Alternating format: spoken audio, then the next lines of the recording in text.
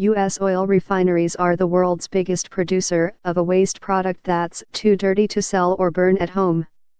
So they are exporting vast quantities of it to India. December 1, New Delhi, AP, U.S.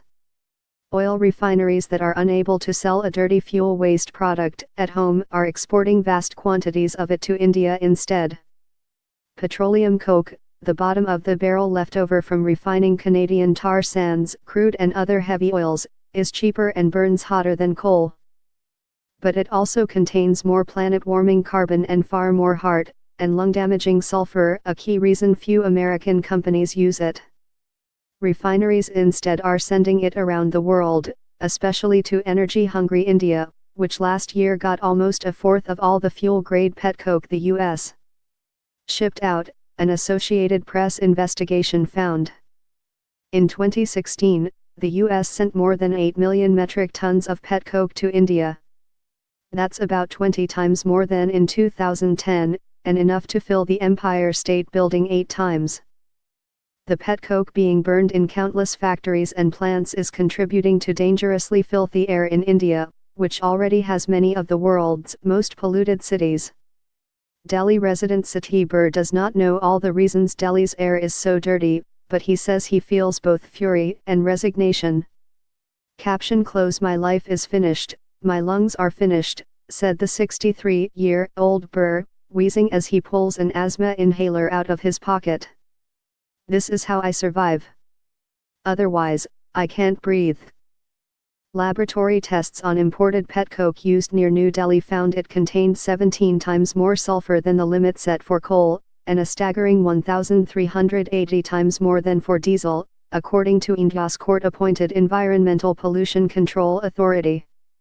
India's own petcoke, produced domestically, adds to the pollution.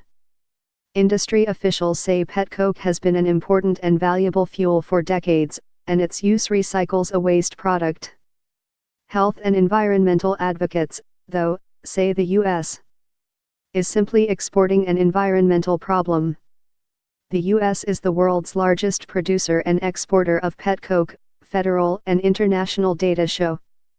We should not become the dustbin of the rest of the world, said Sunita Narain, a member of the Pollution Authority who also heads the Delhi-based Center for Science and the Environment. We certainly can't afford it. We're choking to death already. Embracing tar sands. For more than a century, oil refining has served as a lifeline in America's industrial heartland, where thousands of manufacturing jobs have been lost in recent decades. In gritty northwest Indiana, a sprawling oil refinery and steel mills dominate the Lake Michigan shoreline. Freight trains chug through working-class neighborhoods. And smokestacks and distillation towers still symbolize opportunity.